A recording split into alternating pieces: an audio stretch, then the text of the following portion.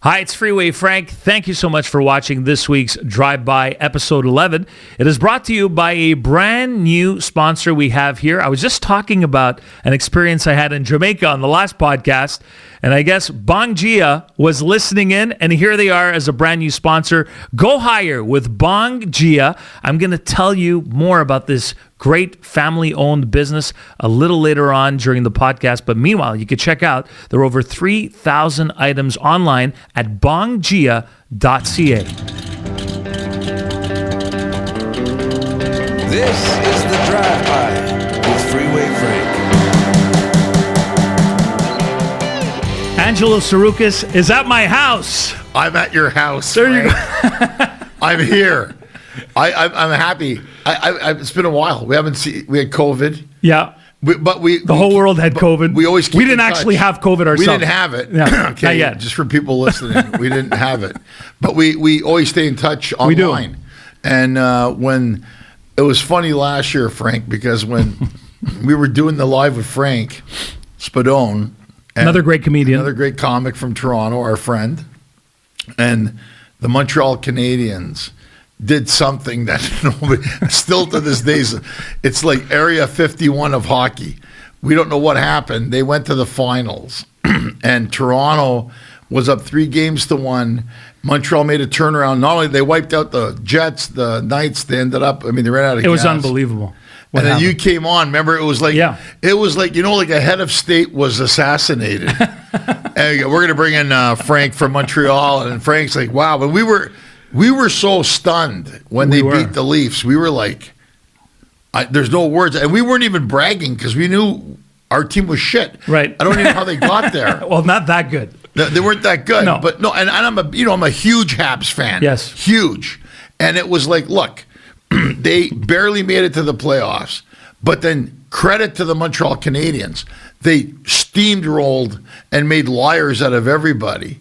And it was like, and then the Toronto fans could not digest this. And I was just there hammering them with it. I go, look, well, Toronto's a better team. I go, if Toronto was a better team, they would be there. And why would they not be there? And we're there because you're not the better team. I think, honestly, Frank, I think they're cursed.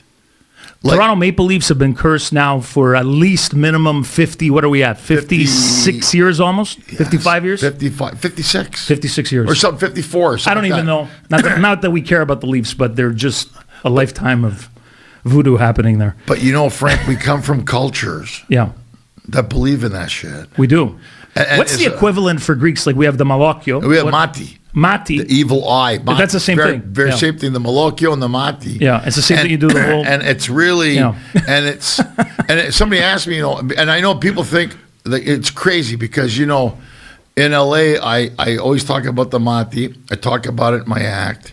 And there's a lot of that spooky shit that is from my mom's side of the family. So on my mother's side, my mom's from Lesbos.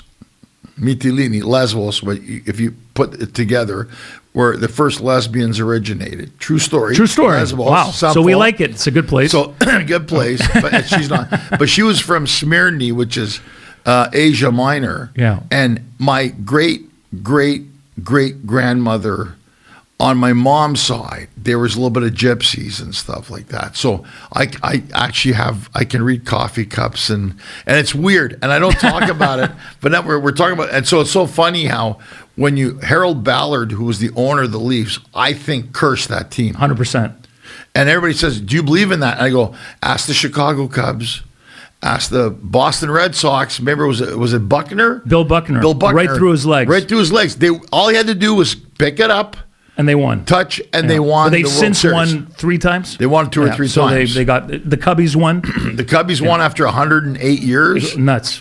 Like recently in 2016, and the only team not to yet, I think there's a few more, but the only one that obviously I love the fact that they haven't won yet is the Leafs going on there. That could last a while. But if the Leafs ever win the Cup, that city's going to blow up. CN Tower's coming down. They're going to go crazy. Because everybody said, you think it's going to be nuts? I go, it's like it's going to be like a penis that never ejaculated. Exactly. It's just going to be sitting there, and it's going to blow, and it's going to be. And I want to be there when it happens because shit's going to happen. Ange, listen, I'm so happy that you're here and you made the trek. Not that it's that far. I'm actually closer to the downtown area than where you came from. Yeah. So for those people that are watching outside, we have a lot of viewers outside the Quebec area and other provinces, other part of the U.S. And so you came from the North Shore. I'm in the South Shore, and Montreal is an island in the middle. Total opposite. I was telling Noel that. Yeah. Like, where the hell am I going? So we came because I have it on Waze. Right. And then we were in Laval, which, if you don't know this, if you spell it backwards, it's still Laval. It's still Laval. Yeah, isn't that amazing? And I wrote a joke. I wrote a joke years ago, Frank, that nobody got, but journalists got. Yeah. And the joke I wrote is, I'm going to Laval to see my dad in my Civic race car with my girlfriend Anna, and we got stopped by a radar, and we got charged with being in a palindrome. I know what you did there. And you saw exactly. So the guy goes, "I did that," and I would play. I like wordplay, and I did all that. And I remember doing this in Montreal years ago at the Comedy Nest, and some guy comes up to me and goes, "The fuck was that?" Nobody got it. I go, first of all, every word I said, you could say it backwards. Exactly. And, he goes, palindrome. I thought that was a place where you bet on horses. You're thinking the hippodrome, Malacca. It's palindrome. And I would do that and it's so funny because I wanted to see who, you caught it. A lot of people, I wanted to see how many people would pick up, even the word radar is a palindrome. Race car is a palindrome. Yep. Civic, Dad, Anna, listening to ABBA. Yep. Listening to ABBA Amazing. was the other one I remember putting on. So it's so funny how, and in Montreal you have all the abbreviations, right? So you would say, me, I live in NDG. I went to pick up my girlfriend in TMR. We bought some weed in RDP, and we're gonna go smoke it in DDO. So if you're not a Montrealer, you go, what's all these abbreviations? Yeah. But which I love that, and I always loved taking that and putting it into the comedy. And what I love about you is you never forgot where you came from. Nope. Now you left Montreal. How many was it in the 90s? Yeah, years ago in the 90s. So I left before the referendum. Before the referendum. So what happened? My family was here. I'm born in Park Extension. It's very Greek part of Montreal. Very Greek part of Montreal. No surprise. No surprise. and then we left after because we went to Ottawa. But then, even in Ottawa, we ended up moving in a neighborhood in Ottawa where there's Italian families that left Montreal. Because, I think for a lot of ethnic people, the referendum, especially the one in 76 or 80, freaked everybody out. I remember my dad taking money out of the bank account in Quebec. Kind of like people are doing now with what's going on in the world. And with everything, and then putting it in a bank in Ottawa. And I'm thinking, well, it's the same bank. Yeah. It didn't matter. To them, it was psychological. No, exactly. From the old country, they didn't trust anybody. I don't blame them. So I remember, I grew up, but we were always in Montreal every weekend after. And now my mom, brother, and sister, and all my cousins still live in Montreal. They're all here. So it was weird. It's like I got tortured. Every time you come to town, not only do you have to hear from everybody, that claims to be your relative, and then an actual relative, and then some guy out of the blue, let's call him Freeway Frank, that says, "You got to come to my podcast in Brossard." Where's that, bro? I was happy. So very cool, man. When you sent me that, I said, I'm going to go see Frank because I've always had a lot of respect for you. You've been a great friend over the years. Thank you. And when you were on the air with the #1 show in Montreal, which I don't know why you dummies in Montreal don't put this guy back on, but you're lost because he's going to do his own thing now. He's going to become the Italian Howard Stern of Canada or something, or one of those big network things. This is where it's going right now, and your studio is awesome. Thank you. And you're meticulous, which I love, and then it's like you figured that out in the 10 minutes. I knew this before, and it's so funny because it's so. And when you said to me, because here's the deal. I'll give an example this weekend. So Friday I went to New York, and I watched this play called Onassis, An Evening of Onassis with Anthony Scordi. Great one-man show or one-person show or one-gender show. I don't know how you call it anymore. so whatever it is, it was a man portraying another man. Imagine that. So it was just that. And then he was great in it. And then I did a show in Port Washington, did this event on Port Washington, Long Island on Saturday. Then Sunday, got up early, flew to Montreal. So, I had to get a COVID test on Saturday. Flew to Montreal, and then with Noel, we were just here. We just did a COVID test before we came to your show here. And Noel's is a PR guy here? Noel's a comedian. Comedian? And he was on the show last night. He's great. Noel. Oh, he was a comedian. I missed that part. Yeah, I thought I told you. I didn't tell you. No, I didn't quite understand it. And I thought Noel is a comedian. His name's Noel, and he's Jewish. Okay, so we need to put Noel on at some point. At some point, we got to put Noel on. When he's back for Just for Laughs or something. Yes, and then and I told him, I said, you're a Jew named Christmas. That alone is a freaking hook. And we're best buds in L.A. Amazing. Seems like a nice guy, and he's a Scotch drinker too. He's a Scotch drinker. How could we go wrong? He just drinks it like all the time. You know, where were we today? La Oufferie or something. I love these restaurants in Montreal. The translation is the Egger. The Egger, the Egger, La Oufferie. So last night. So last night we did a show at Embassy Plaza in Laval. It was great. It was sold out. Mostly Greeksters, a lot of Italians because they get the whole thing. And we had a great time last night. So it's opening up now because of this COVID thing. It's just, and now I think even in Quebec and everywhere else, we're rolling open now. Yeah. Which is good. But I went yesterday, Frank, to Tim Hortons because Noel's flight came in late. So I rented a car and I went over here by the airport. Can't remember what the town was. So I went inside. Dorval? And Dorval. Okay. Dorval. And I said, I'm gonna do this in French. Nice. French. So you dabble in French. I do. I used to speak a lot more. And I went inside. I go, s'il vous plaît, un café, un sucre, de crème. And I was trying to say bagel. Yeah. I couldn't remember. And I started saying in Greek, I have a kuluri, give me a kuluri. And the guy's looking at me, right? Give me the kuluri. No, what do you call it? The bagels. And I'm sitting there, and I thought to myself, look at this. I'm an immigrant child. I'm speaking in bastardized French, English, and Greek. And the guy's looking at me and the back, and he goes, I speak English. No. We're going to do this in French. Yeah. And then I want, and crème Boston bain. Yeah. And the guy's laughing. Yeah. He couldn't stop laughing. And I think what happens, in Quebec, if you attempt to speak French to people, they're good to you. Exactly. Just make the attempt. Make the attempt. And everybody says, oh, French people. No, that's not true. I'll say this on your show. People always say to me, they're rude. No, they're not. They're actually some of the nicest people in Quebec.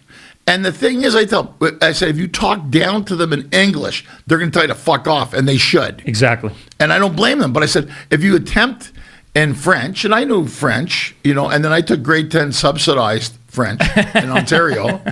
And then, so like funny, how you put that word in subsidized. Subsidized from the state, the province. And it's so funny because that's why I'm saying to people, if you make it, and they're nobody's been. Because I say, I went to Montreal and they were all rude to me. No, come on, I go to Montreal, they're not rude to me. Because maybe you're a Malacca, exactly, and I'm not. And then it's the way I think it's like that in the world. If you're nice to people, they'll reciprocate. Yeah, and Quebec is. I'm so happy because as you were saying it, I was thinking it. Is if you just put in a half attempt, that's it. They're going to say, "Oh, at least he's trying." Instead of walking into some dépanneur and they know you speak French because you're in the East End, very French area of Montreal, and you walk in and say, "Hey, do you got any, whatever?" Then they're going to look at you like this guy doesn't even respect us. He doesn't respect at all. That's the bottom line when it comes to that here in Quebec. So you left Quebec in the '90s. You went to Ottawa. Then did you move to California? How many years have you been in California? So I was doing comedy. So I started off I really started off at 19 years old. I drove across the country in a 1969 Pontiac Parisienne convertible. Amazing. With a buddy of mine who had fixed it. We smoked weed and listened to George Thorogood and drove across the country. So the first actual club set I ever did in Canada was a place called Punchlines Comedy Club in Vancouver. This was before Yuck Yuck. So I remember where it was, at the Plaza of Nations, what became the Plaza of Nations. That's right. Yeah. And right down on Gastown, Watertown, Plaza around there. Nations, around Gastown, there. Yep. Right.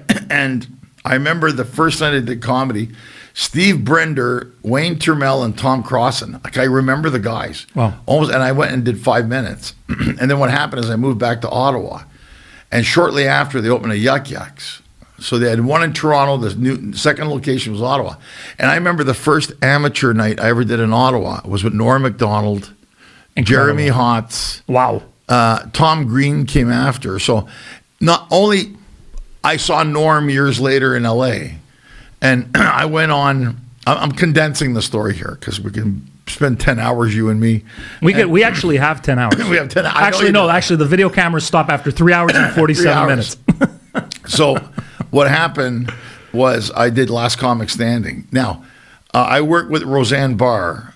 Roseanne did a tour in Canada, and I opened for her when I lived in Toronto. And then she bombed and I didn't. And the Toronto Star wrote an article.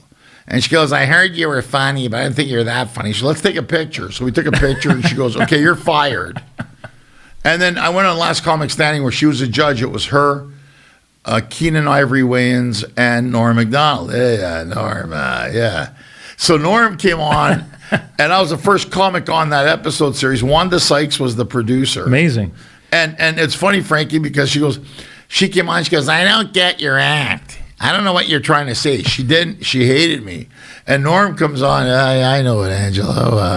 I used to smoke cigars with him in Canada, and we played street hockey together. And I should have been a star 10 years ago. You know, when Norm talks, he talks like this. You know, that is a hell of an imitation. And I know Norm. I love Norm. Oh, I mean, man. R.I.P. Norm. And then it was so funny. And then Wanda Sykes came up to me after. She goes, did you and Roseanne have a thing going on? Because she hates you. I said, well, no, I opened for her. All right. I go, she claims she doesn't remember me. I go, oh, honey, she remembers you. And she's a real nice lady, Wanda Sykes. I'm buddies with her. Nice. She's a very nice lady.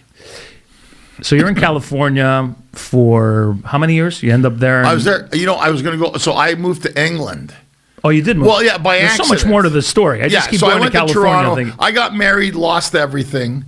Then I had a business in Ottawa. You got married and got divorced. Divorced. That's why you lost everything. And basically was told leave. Okay. And then I went to Toronto, and I thought, you know, after losing my house and business and marriage, and my dad died, I should get into the secure world of entertainment. Especially comedy. Comedy. Because, you know, I'm on the edge of jumping off the CN Tower. So I did that, Frank, and then I started getting what happened. I signed up with an agency, my old agent Connie Winkleman, and then all of a sudden I started getting work. And I got a Ford commercial, and then I got a Delizio Pizza commercial. Then I started getting roles. And at one point I was doing more film and TV, and I was like, wow, it was just weird. And then I kept doing comedy, so I just kept working. And then they saw me at Just for Laughs, 2004. That's when I first saw you. That's when I first saw you. That's right. That's the first time I met you. No, actually, I don't think we met. I was in Toronto. I don't think we ever met in Toronto. I think we first met in Montreal. But I first saw you on that Just for Laughs special. Right. I remember seeing you and Spadone around the same time, if I'm not mistaken. Right. Maybe him a couple of years in, and thinking how brilliant you guys both were. Sorry, keep going. No. So what happened was after, it was like this guy, Addison Creswell, he's passed on. He was with Off the Curb Productions in London. He goes, I like you, mate. I want you to come to London and do BBC. World Stands. Okay, I'll go. Because, you know, I just went. I didn't care. And we went there, and I was supposed to stay for a week, and I ended up staying for 2 years. Oh. And I had a friend of mine who I met in acting class in Toronto, and she worked at CNN. I lived with her for about 2 years. And I lived in a really, her situation was such that she ended up living in a very posh area of London, South Kensington. And I lived there, and the comics would drop me off at night, and they're like, how the fuck do you live here? I mean, this is a real expensive area. Like anywhere, one of the most in the world, I go, I trade sex for boarding. And they're looking at me, and these guys are, what fucking, how do you live in, like 2 blocks from Hyde Park? Beautiful. Amazing. And I live with this, I live with a real hot Korean woman when I was there. And we're friends to this day. It was a great time. I used to go for walks in the morning. Then I did Edinburgh Festival.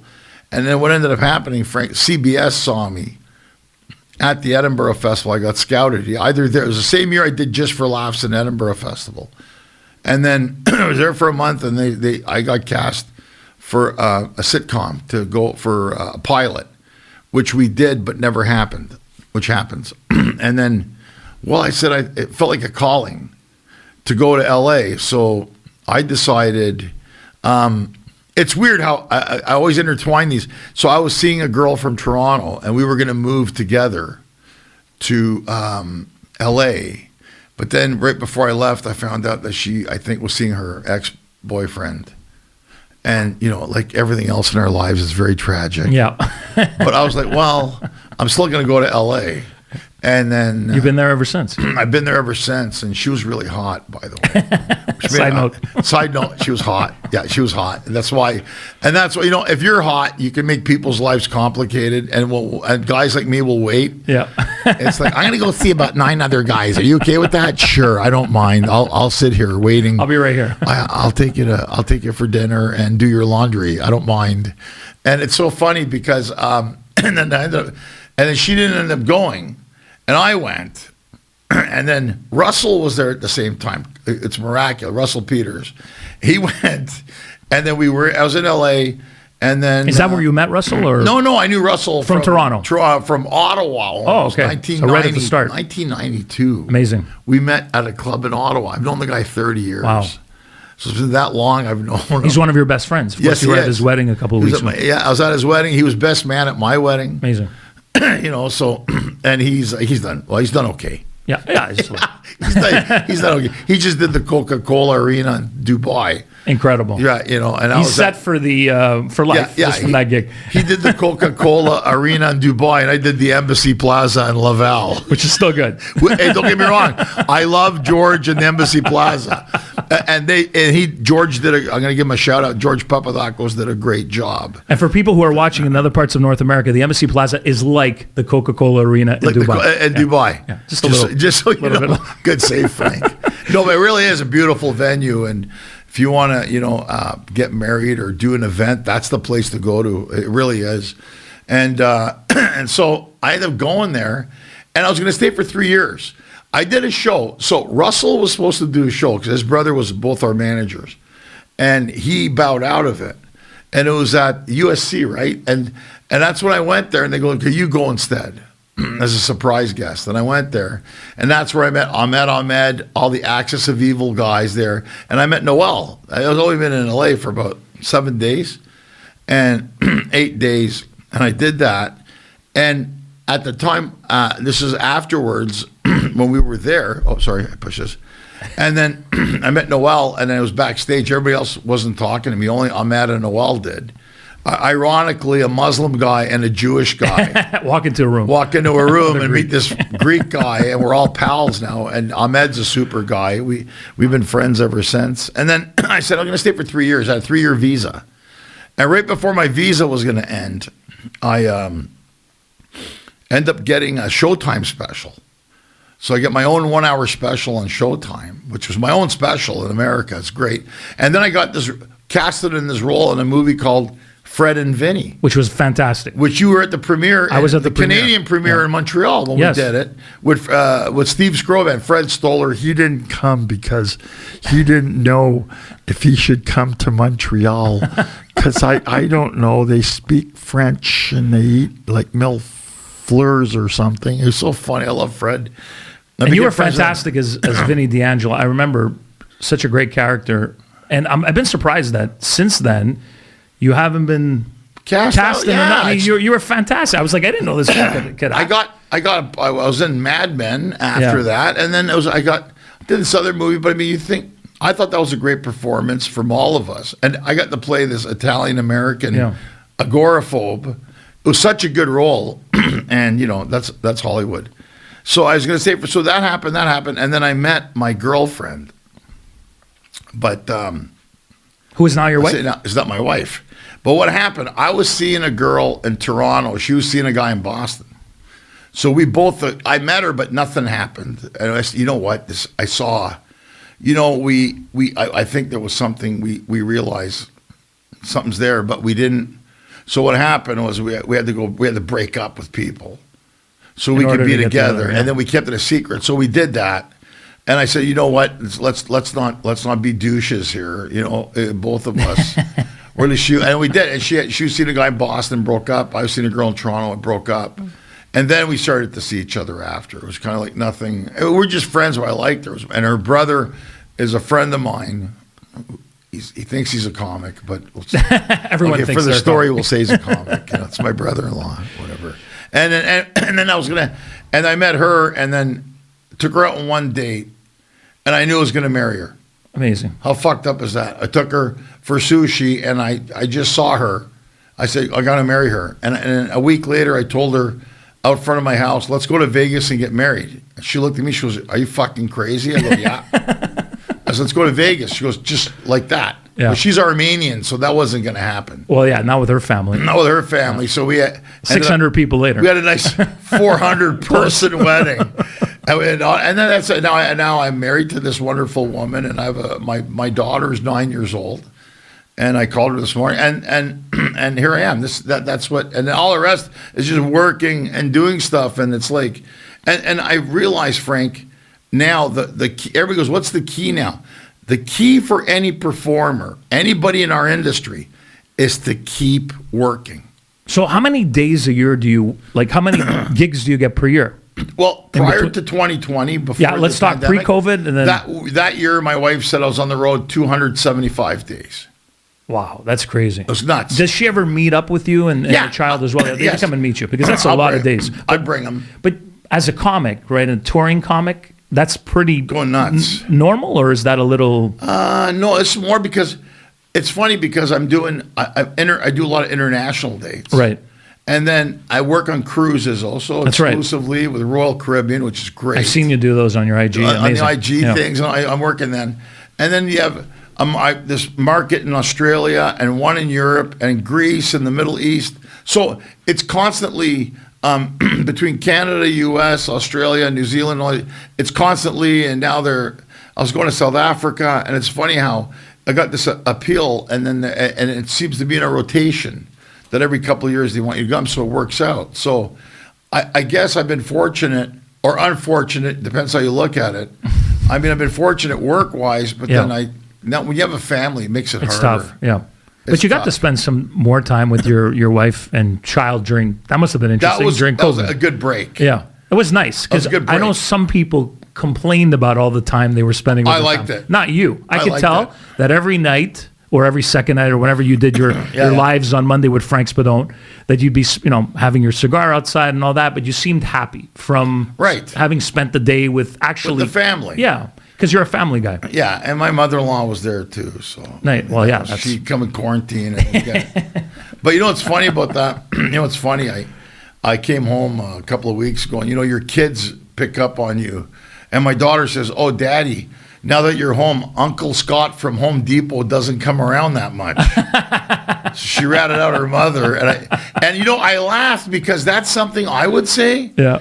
And she goes, and then she comes up to me, she goes, "Was that good, Daddy?" That was great. That was very good. That was really good. She's got to hit the stage soon. And she goes, and then she'll come up to me sometimes. Her mother's in the room. She'll come up to me and whisper in my ear, "She's crazy. Don't listen to her.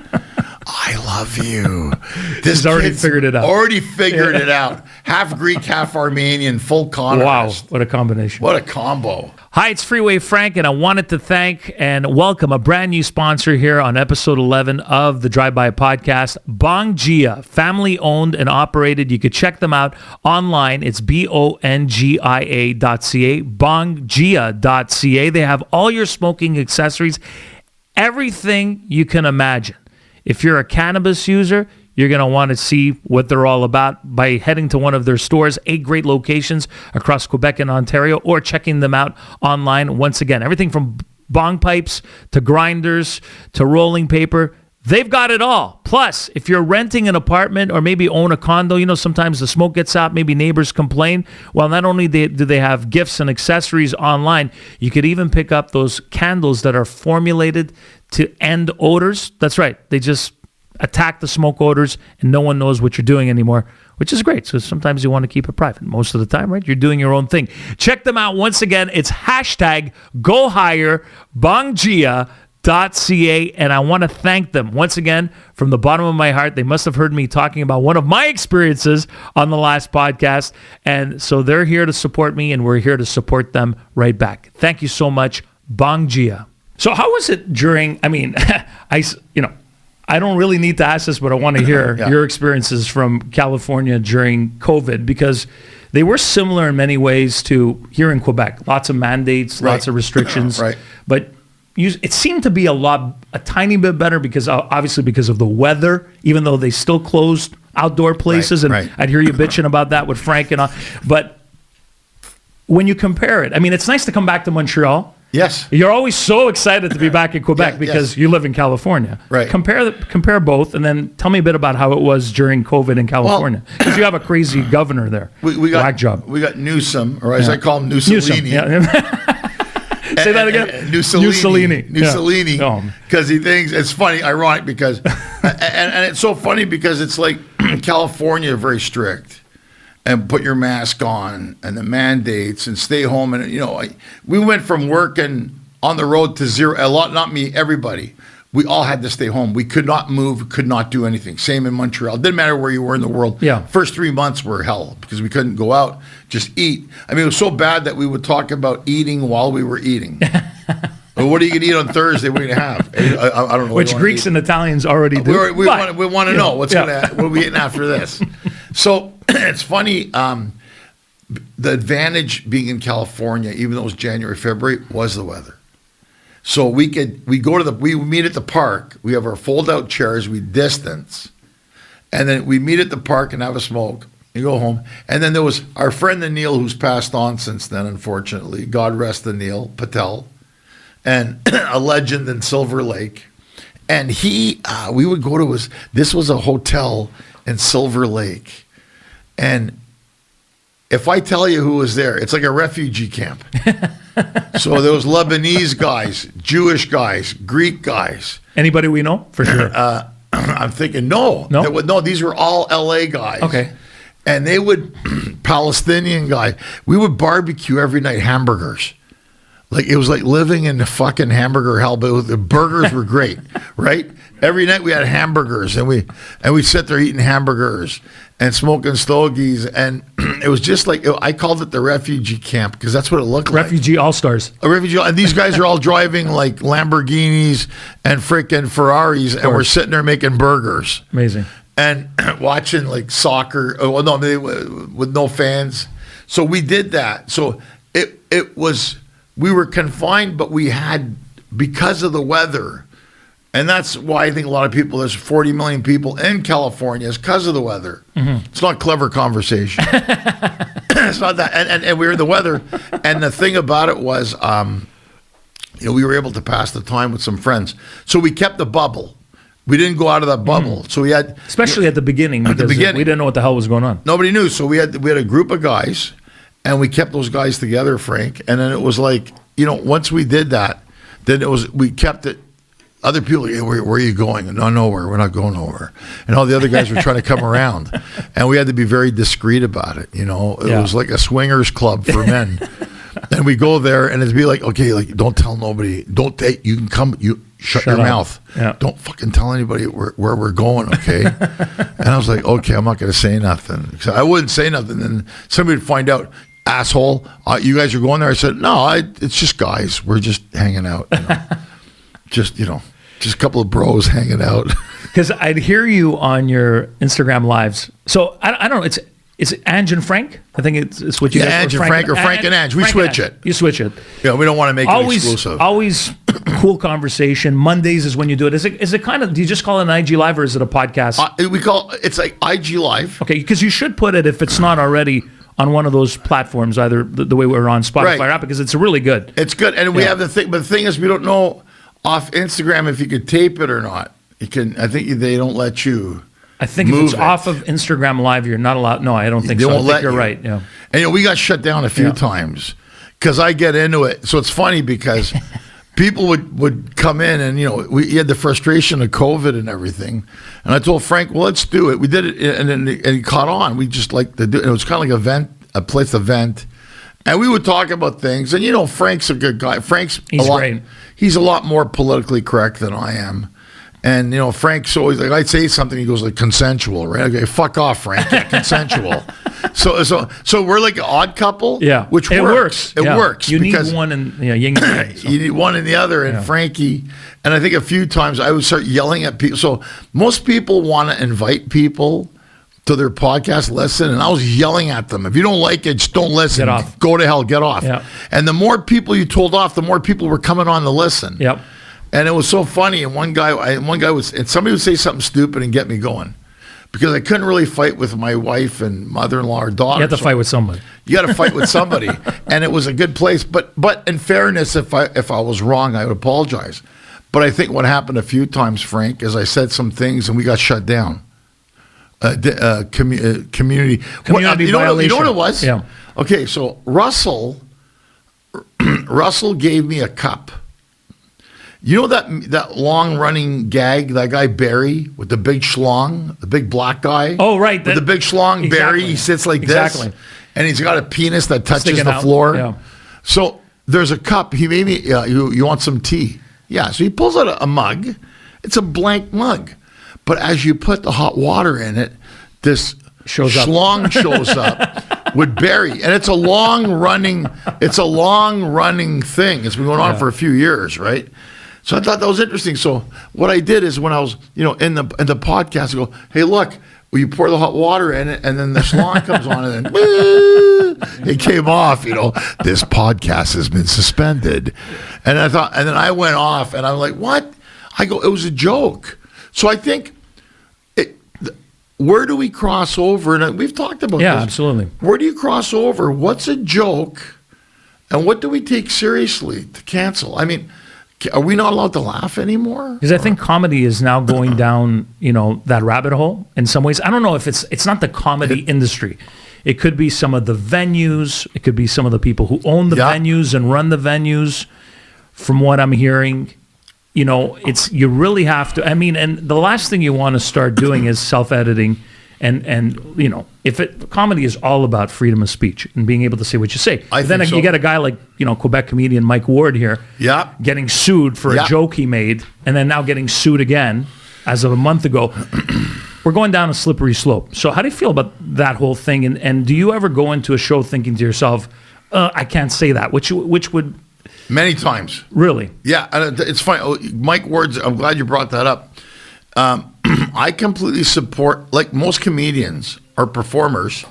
Oh, I'm sorry. The phone's going You can take the call, by the way. No, I'll take the call. Hold on. It's my wife. Take it. Here, hold on a second here. Fix your mic as we're doing Alina? Because we want to see your pretty face. Hi, honey. I'm on a podcast with Frank at his Hi, house. Alina. Heard so much about you. I'm so sorry. So we were talking about how wonderful you are and how much I love you, and you're in the podcast. There you go. And everything. Yeah. How we never fight. How much he loves your mom. And how much I love Mom and our dog and our life together in LA. And Noel's right back. There's Noel in the back there. Noel. So look, I'll call you after, okay? No, sweetheart. This is a It's good okay. interruption. It's a good interruption, Wow. Frank. She's beautiful. He's got thanks, man. He's got a great place and he's got a studio. And you've heard me talk about Frank many times, I had to come and see him. And I'm escaping from the Tsarouchas clan and everybody, but they're going to start calling me soon. So, okay, I'll call you after, honey. I love you. Okay, bye. She looks amazing. Thank you. Funny, Inside and out. I said, so the female, I love you, and they're going to be, oh, he loves his wife. Wow, I love him even What a more. nice guy. And then after we're finished, she goes, where the hell did you put the... So what happened... with Mike Ward? With Mike Ward. So I said, look, this has been my stand as a comic. And in Canada, we have Charter of Rights. Correct. And in America, it's the amendment, freedom of speech. And to me... A lot of people died for us to have some freedoms. And it does not matter what side of the spectrum you're on, politically, religiously. I'm going to say it as a comic. I think you should be able to say what you want. Now, having said that, depending on what you say, there are consequences. So if you're going to say something deliberate, then there's going to be consequences. Now, I was watching. Basically, I saw more coverage of the truckers' convoy in Ottawa on Fox News or on MSNBC or CBS America than I did in Canada channels. Weren't carrying it, but the Americans were. We're all over it. I was All watching over all it. those American channels going, wow. And all the American channels, and everybody's coming and asking me what's Yeah. going on in Parliament. And I'd explain to them the Parliament system. And the Prime Minister of Canada, who I like. You do like him. I do like him. I'm not a fan, but I'm not a fan. it's important. I liked him as a person. But now what's happened, as how I said as a person, Yeah. not as politics.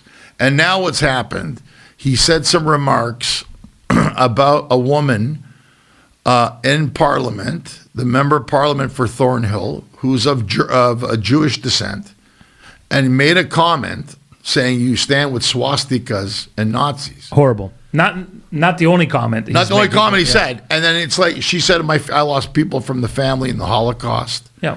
Noel's got family. So I'm thinking, okay, you're a Malacca now. Yeah. Apologize. And then the other guy, the other member of Parliament came out and turned around and said, my grandfather flew missions over Germany. Yeah. Canadians fought with everybody, the allies. He doesn't want to because he's an elitist. So I look at that situation. So you can say, okay, that's his opinion as the prime minister. She defended herself. As a comic, I should be able to comment on that. Of course. And I'm thinking to myself, first of all, Justin, you got your facts wrong. You're great at taking selfies, but you should read a few more books. and I think that's the thing. Now, me saying this right now, someone's going to get upset going, well, who the fuck are you to say that? But I'm saying, and that's why I say on the IG Live with Frank, I'm going to say something. If you don't like what I'm saying, don't listen to it. That's it. Simple as that. It's simple as that. And the thing is that with Mike Ward, when he talked about the petite Jeremy kid there in Quebec, he said they had a telethon for him. He was going to die. He met the Pope. He sang with Celine Dion, and fucking kid didn't die. So what he's saying is that I think it's, from a comics perspective, it's hilarious. So it's like, so we did all this stuff for petite Jeremy, and he didn't die. He wasn't making fun of him. He was making fun of the fact that the situation was he was supposed to die. He didn't. He met the Pope. He met Celine Dion. They put $500,000 in the bank or something, and kid's still alive. And I'm happy for the kid. But there's irony there. There's something funny about it. I think there's something funny about it. And that's what people respond to. So we should be allowed to say what we want. And I know for some comedians, they will. You have to also keep in mind there are consequences. So if I say something hateful in a way that is mean, then yeah, I have to accept those consequences. But am I allowed to say it? I think you should say it. But it's up to you. So what's happened now, we have to curb words. I don't say retarded anymore. I say special needs, which I think special needs sounds more retarded than retarded. So I did a show and the woman says, I have a child. Because in our day, and I know a lot of comics, Tom Segura talks about it, Russell talks about it. And I said, in our day, Frank, what are you, retard? Come on. Meaning retard in French means late to arrive to or late. Retard. When you go to the airport in Trudeau Airport here, they go, flight from Toronto, retards. I'm glad to Toronto's retarded. I'm not the only person that sees that every time I go to the airport and laugh. And I see Toronto. It says Toronto retards. Come in. Yes, we've been saying it for so long. But it's retardé, which means late or late to arrive to. But that's how I see that. And I think people understand who speak French and English what it really means. So I think what happens here, Frank, is that if you're going to say stuff like that, and she goes, well, I prefer you use the word special needs. I said, okay. So I did another show, and I said, yeah, the woman looked at me like I had special needs. Then this other woman comes up to me. I have a child that's special needs. I don't like that word. I go, what word should I use? She goes, why don't you try retarded? And I'm like, fuck, this bitch told me no. This one's saying yes. So you see, it depends who you talk to. Exactly. Everybody's got a different way of being offended. Damned if you do, damned if you don't. Yeah. It's unbelievable, honestly. And to me, seeing some of the world's, biggest comics too, right? Taking heat. Not only, somebody like Chappelle. Chappelle, yeah, big right? time. All comics now, I think. Burr, Bill Burr. It makes me, honestly, uncomfortable. As somebody who loves comedy, I'm not a comic myself, but You've been a big comic fan for years. I've been a comic fan for years, and to see that just scares me. And to see where the world is headed with cancel culture, that they could cancel you based on your comedy act. This is not what Angelo Tsarouchas is doing walking down the street, saying, hey, yo, special needs, whatever the case is, making jokes. This is what he's doing up on stage, and it's in the realm of comedy. So when do you cross the line? Well, you just said it. When it's hateful, when it's hate speech, it's one thing. You can tell. You can tell. You can tell when somebody's joking. I think you can tell when they're joking or frankly, you're just saying now, you can tell, like Chappelle does the whole thing with the transgender community. And I thought that was, I thought that was brilliant myself. But you see, even a guy like him, and think about it. Here's Dave Chappelle, who I think right now is the most brilliant comic on the planet. Absolutely. I really do. And I like all those guys because all those guys are different. So I've been working a lot with Russell lately, and Russell's been doing this new banter with the audience, which is really great. And he's great at it too. And great, and he's good. And then you got Bill Burr, and then you got Chappelle, and you got even Louis C.K. I think it was funny, but Louis brought you to the line all the time. And then he started whacking off in front of people in the green room, and it was inappropriate. He didn't touch anybody. And I think, because somebody said to me once, Noel just got disgusted by that comment. Comedians, somebody said to me, are comedians sexual deviants? I go, no, we're lonely.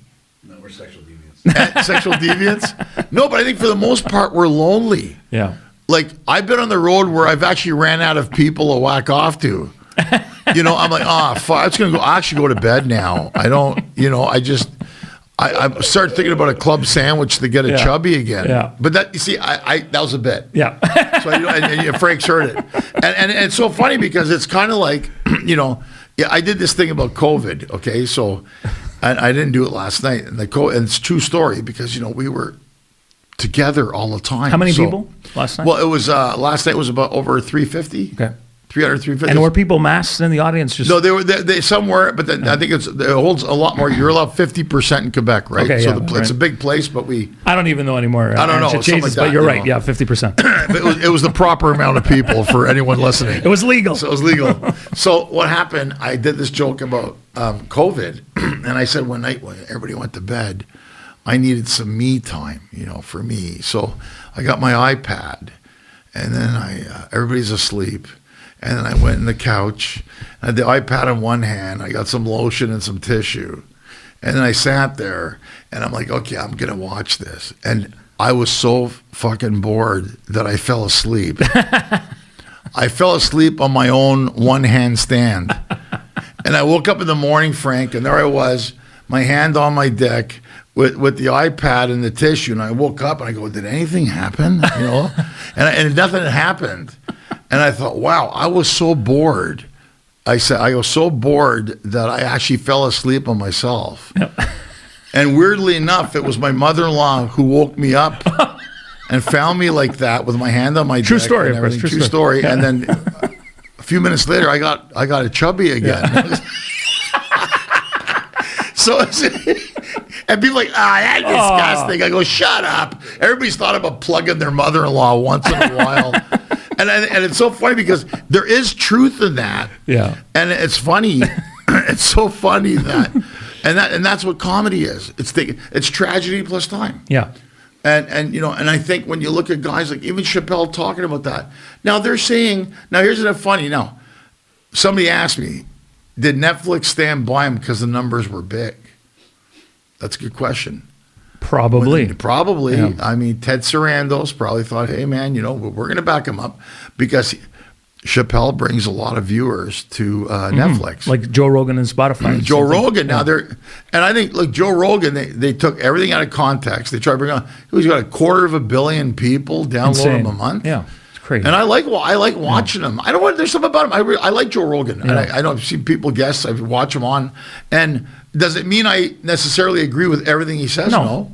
But I like his show, and I'll keep watching it, and I like his guests. And he smokes cigars, and he goes hunting for elk meat and shit like that. He actually hunts on his own. He hunts on his own. But you were saying about Dave Chappelle with Netflix, and if Netflix hadn't seen those numbers, maybe would he still be there? Would he still be there? Now that's an argument you can have for days. And I say, look, I think Chappelle's great. Anybody else, if it was me, what we're considered now, Frank, in Hollywood, is white ethnic. We were dirty Greeks and Italians, and now we're fucking white ethnic. That's how they regard us in Hollywood. Well, you're white ethnic. Not good. No. And I'm like, what do you mean white ethnic? We were white before. I was a fucking Greek, and now you're white ethnic. Yeah.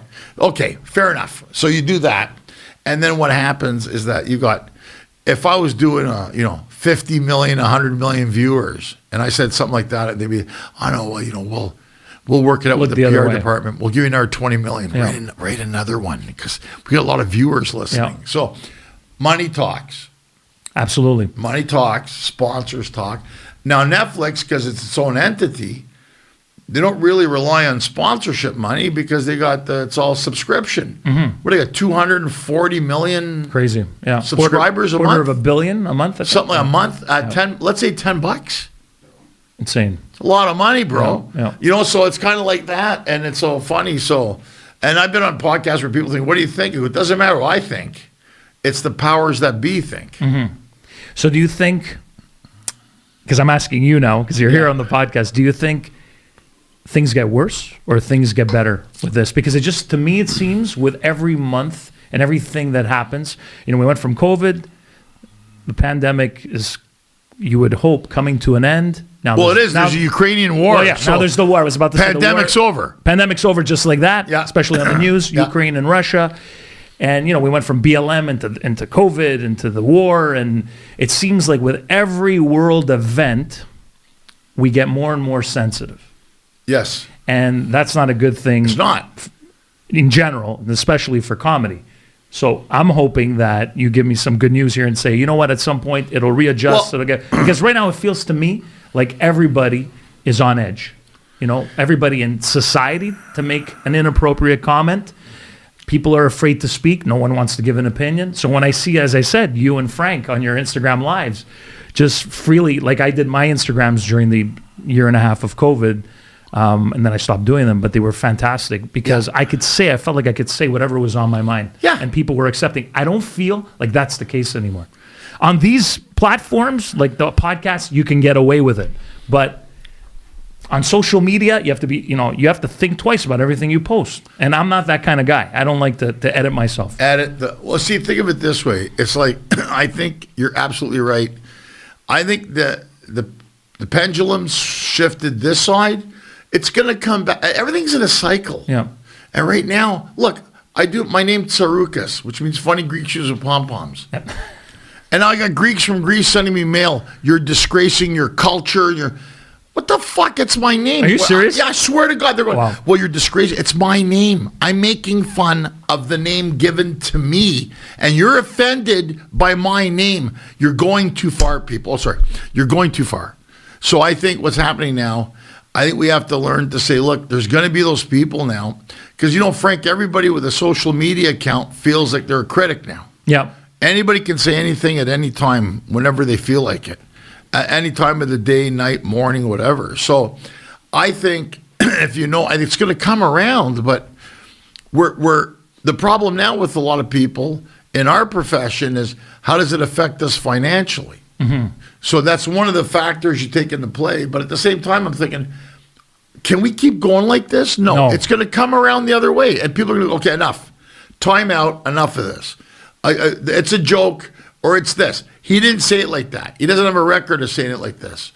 And what's wrong with saying he's beautiful or she's beautiful or whatever? Is that, well, you can't. Why saying he or she? Because that's how I see it. Right. He or she. Somebody said to me, and this is LA shit, right? Because in LA, it's very hypersensitive. They're fucking crazy there. So in LA, somebody said to me, well, we're at this party in Studio City where my daughter goes to school.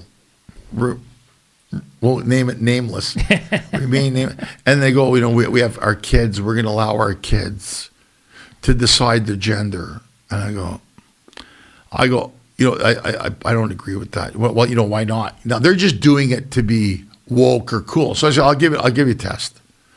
Prove it to us. I'll prove it. So I call my daughter over. I go, honey, come here. She looks at me. She goes, yeah. I go, are you a girl or a boy? And she goes, Daddy, I'm a girl. Have you been drinking? She goes, you want anything else? I'm going back to play. Okay, bye, honey. Go. I go, there's your answer. Yeah. What do you mean? I asked her a question, simple question, very simple. Are you a boy or a girl? She responded, I'm a girl. That's it. Now. It's good enough for you. It's good enough for me. Now, I know a lot of people may be listening saying, but that's not right. Hold on. I think people are going against tradition. I think people are anything that's familiar, family, whatever, we want to destroy it.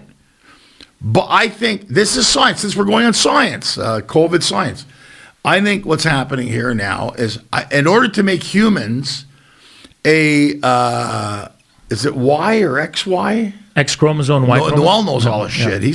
Noel's the smart one in the room. He's the smart one. Yeah. So what happens? I was right. It takes a vagina and a penis. And the penis goes into the vagina like a Star Trek episode, and then these little aliens come out. And I think that's, at the end of the day, that's anybody, you show me any other way to have kids or make babies, then I'll maybe listen to your theory. Well, you should have the right to have this opinion. That's what I'm saying. I have and I'm this okay with opinion. people who think otherwise. And that's listen, what freedom is. But that's what I've done now, Yeah. Frank. I have conversations with these crazies in Hollywood and anywhere else. And they'll tell me stuff, and I go, I respect your opinion. Mm-hmm. Respect mine. And I'll do it in a condescending way. I really respect your fucked up view of this world. But I said, no. I said, you know what? You go, that's how I feel. Okay. And then they start talking to me. I go, hold on. I said, I respect your opinion. Stop trying to convince me. Mm-hmm. And I think that's where people get annoyed. And that's why we get annoyed. Black, white, Republican, Democrat, fucking religious, non-religious, atheist. People are so into labels. Big time. We should just be people first, human first. Be That's humans. it. Yeah. Vax, somebody told me use the word, don't use non-vax. Oh, no, right. Yeah, don't use unvaxxed. Vaccinated. Free. Yeah, exactly. I go, okay, well, then tell the friggin' CNN and Fox and everybody else, they use it first. Yeah. Well, no, you should use it like that because I said once again, I go, and you've heard us talk about it with Frank. Yeah. And I said this, if you don't want to get the vaccination. Yeah, I've heard you say it. You don't have to get it. Yeah. It's okay. I go, it's okay. It's your choice. Yeah. I said, but the society's making it such a way now that you have to deal with issues. Like we're going to go back to LA tomorrow. Before we came to see you, we got COVID tests. Because we negative, need that. negative. I think I should check right now. You know what? Let me. You want to? I don't care. I haven't checked yet. The thing is, I know we're all going to get it at some point. I've never Right. had it, but you know what? If I end up getting it from Angelo Tsarouchas, no problem. I'll have a story to tell. Here's the results. Here are the results live. View. Click here. It says click here. Let me see. And All right, so Ange just checking his This is gonna be COVID fucked results. up. What if? Yeah, imagine if it's positive, it'll be a good laugh. And I bet you, if it's positive, Now, if it's positive, it's like if it's positive, I bet you I still don't get COVID because I've been Yeah. around people who have been positive, including a Yeah. 3-year-old, my friend's 3-year-old child, who was putting popcorn, throwing popcorn on a Saturday night in my mouth. We're all gathered around the dinner table. She's throwing, and then her hand actually hits my lip, and I'm like, on Monday morning, my wife tells me, "Oh, Frank, by the way, Sophia has COVID." I'm like, she goes, "Okay, just give it a couple of days." Never got it. So, see here. and then I know people who have had it 3 times. Yeah. Twice, so I I'm don't done get it trying here. to It figure says- out what's going on with It this says thing. COVID-2 rapid test. It says Is it detected- en français or in? No, green. Oh fuck! I was shitting my pants, Frank. It says detected positive. I'm like, I'm watching it right now, and I go, what the fuck? Am I positive? So it's a negative. No, because see again. It's a good thing. Noel's Good thing here. Noel's here. 'Cause, Jeez, okay, see, man. look, just so you know, Frankie, there's a little green check mark, and I'm shitting my pants. I'm like, it says detected positive. I go, fuck, how am I going to tell Can't Frank? fucking tell Frank this. I'm on there. I'm detected. No, so we're negative. Good news. Because we. I have the herpes. Yeah. Other just said off the mic he has herpes. So we have bigger issues. bigger issues. I was shitting, Frank. I thought it said positive. Yeah. But yeah, a little check mark. So okay, so you do the test. Yeah. So now you could. So this is to me is still crazy. I'm because vaccinated. You're vaccinated. You're now taking the COVID test, which is negative. To go back home, where everything is. By the way, have they lifted all the mask mandates and everything in California? Most of it's been lifted. Okay. I think for indoors, it's going to be lifted March 11 or 12. Okay, so next week, this week, Next week, whatever. this Yeah. week, next week, it's going to be lifted. And then Bob's your uncle. We're good, And then it's funny because it's like, I did a COVID test on Thursday. No, I did a COVID test Saturday to come to Montreal. And then today's Monday, I did a COVID test to go to LA. Then And this is all out of pocket. a pocket, yeah, except for the accrual. And then tomorrow, when I land in LA, I do another COVID test to go to Bahamas on Wednesday. And then You've had so much stuff up your nose. And on Thursday, I do another COVID test to get on the ship. That's So every fucked up. day or second, I'm used to it. They just go there and then shake, shake, shake, and then whatever they do. And it's so weird because now that's what's. I mean, this is why we're going crazy. I think, Frank. Between can you say this? Can you not say that? So I agree with the non-vax. So why are we taking COVID tests if you're vaxxed? Well, so does that mean it's not effective 100%? I got 3 shots. And I was at the restaurant today, and the world, do you have your vaccine card? I go, no, I have electronic. So I have this electronic card that I show them, and it's from California. So I got it done at the fire station in Pacoima. And then it's like they do this, or Face ID looking at it. So they asked you here in Montreal? Oh, yeah. Because it ends Saturday, but I was out Friday. Nobody asked. So it Yeah, we depends went on out. where- We went to the place, and then and then they said you have it, Uh-huh. and I show here. See the COVID health pass. Yeah. It says my name and Moderna and all that stuff on it. So here it is. And it's funny though. So I was in Toronto, and even some places, we need to scan you, take your temperature, and then you go to these Greek Italian places. They always look the other way. They look the other way. Why? What is it about us? It's just like because we've had worse. We're tribal, we're like, exactly. whatever, man. We know, come on, fucking bullshit. Yeah. You're going to go there, put this stuff on. And it's so funny because I'm like, I forgot about it. So I've been touring in Florida and Texas where apparently it never happened. Yeah. So you're going around and, coming from California, masks on, walking around. And you go to Texas, they're like, why are you wearing your mask? Yeah. It's Walmart. You don't need to wear a mask here. You're going to be good. So It is crazy when you do think about what we've gone through in the last 2 years. nuts. It is nuts. And we spent 6 months, I think you knew that, when you were in California during the height of COVID last year. We were in Arizona. That's right. We went for 2 That's weeks. right. We didn't come back till You were there the for day a long after time. Christmas. Yeah, we yeah, came back yeah. June 26th. Yeah. We refused to come back because everything was closed. I don't in blame Quebec. you. And everything there, I mean, there's 10,000 cases a day when we were there. And then they lifted the mask mandate. We stopped wearing masks. It's a Wild West, Wild But is it West. that wild? There's a lot of Californians moving to Arizona. There are still a lot of people wearing masks, but they believe in the freedom to decide what to do. What you If you wanna want wear to do or it, don't if you wear want to it. get vaxxed, nobody bothers you. Nobody questions you. Texas and Florida, like you said, are 2 other states. You're in the twilight zone when you show up as a comic Fucking- there. You're like, what's going on? And We get there and nobody's wearing a mask. You want a hotel? You want a soda? You want? I said, oh yeah, sure. The guy hands it to you. I go, do you want my mask? Nah, you don't need it. yeah. It's so weird. And even hold on. I watched the president State of the Union. Did you see anybody wearing a fucking mask? So here they're going, you got to wear a mask. You got to vaccinate. Okay, Malakas, all you guys were in there.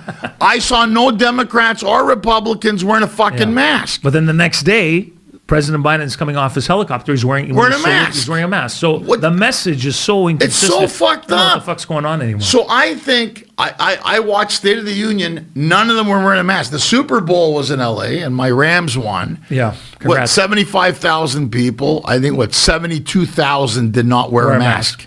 And if you notice, the mayor of L.A., Garcetti, wasn't wearing a mask. No. The governor, and then they said, "Oh, we took the mask on for the pictures." But no, people saw you, woo, partying.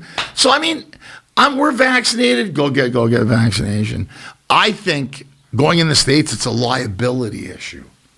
I don't think it's about your health. They don't give a shit.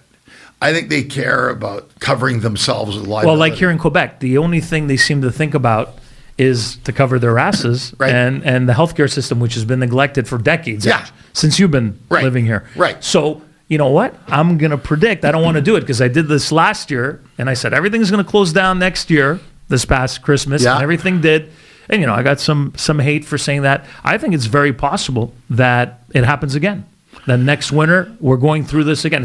I don't know about California, but here in Quebec. So at least you'll be in California or on a cruise ship somewhere. But I don't know. I mean, I just now I've been traveling and going. But I did a cruise. I went to Spain. Imagine I was working on one of the biggest cruise ships in the world, the Harmony, and we're in Spain, France, and then go to France, and then go to Italy. And I used to get off in all La Spezia, Civitavecchia, Naples. I went to Italy 3 times and 3 stops, couldn't get off once. I was going crazy. And I told the guy, look, in Naples, I could see the place. They have the pizza. We get in the pizza. Look, I'm not going to touch anybody. I'm going to walk to the place. Yeah. I'm going to get pizza. And I'm going to walk back. And this American guy on the ship, he goes, we got pizza on the ship. I go, if you're in Naples, Italy. Well, what makes it so special here? They fucking invented it. this is where it comes from. This is where it comes from. I go, and I could see the place, and you get that Napolitan slice, with a soda for €3. It's the best €3 you ever spent in your life. Yeah. And I go, please, I can see it. Let me walk off the ship, and I'll get a couple of pieces and bring you. We can't let you go off the ship, And I was crying. Here I am in Italy, one of the best food-eating countries on the planet, and I can't get off the ship. Yeah. It was bullshit. You know what? I'm already squeamish about going on a cruise ship, prior to COVID. It can't be that easy now, or you don't care about that stuff. Like, you don't really... They keep it clean. They keep it clean. They really, really, really keep it clean. Like, they really go out of their way. But it's, there's a lot of people. A lot of people, yeah. But So it's back to some kind of Pretty normalcy. much, yeah. I was on one out of Galveston, Texas, and there was only 1,000 people out of 4. So the CDC is still restricting, but they're slowly building up more. Yeah. We did one before Christmas, so you go on it. But people once they drink alcohol, Frank, You're immune. You're in another planet. You're immune on more levels. Yeah, exactly. You're a comedian, huh? You're funny. You want a drink? It's not. Ange, listen, it's been fantastic having you here. I know Yes. you said you only had about an hour, so I could keep going. I could talk to you for 3-4 hours. Yeah. But I wanted to offer you some food because I just texted my wife. I wasn't ignoring you. I was texting my wife saying, bring cool. out the food so I could offer you some food before you go. And I think you're heading out to lunch or dinner anyway, but I want to be able to offer you something. I consider and talk to you all day, brother. Likewise. I fucking love you. I love the stuff you've done. You've been so good to me and Frankie over the years. You had this great show. You're a great ambassador to Montreal. Maybe one day you should run for mayor of Montreal. I'll pass on the politics. I know you're not going to do politics. I know you. But I honestly, and we always, and hopefully the Habs do another run so we can go back and make fun of the Toronto fans again. Because that's always fun. That's always fun, man. But when we did that last time, we were shocked ourselves. We couldn't believe it. We were almost too quiet because we were a little apprehensive. Come on. What's going on? This is amazing. Really happen? Ange, I wanted to thank you for being here. Thank you. And continued success on the road as a comic and everything that you do. Thanks for being the ambassador that you are for Montreal, never forgetting where you come from, because that's important. Very important. And we'll see you here. You're invited. Anytime you come back to Montreal, I'll send a note. If you're interested, never pressure. I love speaking to you. No, I wanted to come and see you today, and like I said, I wish I had an extra day so we hang out more often. But because of COVID, I haven't seen the family, and then I gotta go home. Oh, you forgot about your family. Oh, you want to see Frank? You want to see Frank? It was Frank. Yeah, I like Frank. Some of you I don't like. Ange, thanks much, Frankie. man. Thanks, brother. I love you, man. Efaristo. Paracalo. Grazie. Love you too. Love you too, brother. Hope you enjoyed episode 11 of The Drive-By this week, brought to you by a brand new sponsor. We welcome Bongia, BONGIA.ca, a family-owned and operated business with 7 locations in Quebec and 1 in Ontario, just across the Quebec-Ontario border in Cornwall. You could check them out with over 3,000 items available online, gifts and accessories, bong pipes, grinders, rolling paper. They've got it all. You could check them out in store as well. You could check up the Addies by going on their website at bongia.ca. Go higher with Bongia I thank them from the bottom of my heart for supporting the Drive-By. I'm glad they are here, and we need to support them back because that's what the Drive-By community is all about. They heard me talking about an experience I had in Jamaica a couple of weeks ago, and here they are supporting the podcast, and I'm here to support them, and hopefully you are too. Thank you so much for watching the Drive-By this week. We will catch you again next week, and thanks for listening on all our audio platforms as well.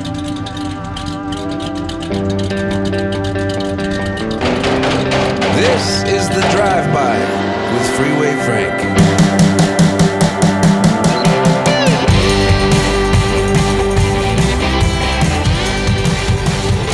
Watch all episodes of The Drive-By on YouTube. Listen in on Spotify, Apple, Google, Amazon, Podbean, and tune in.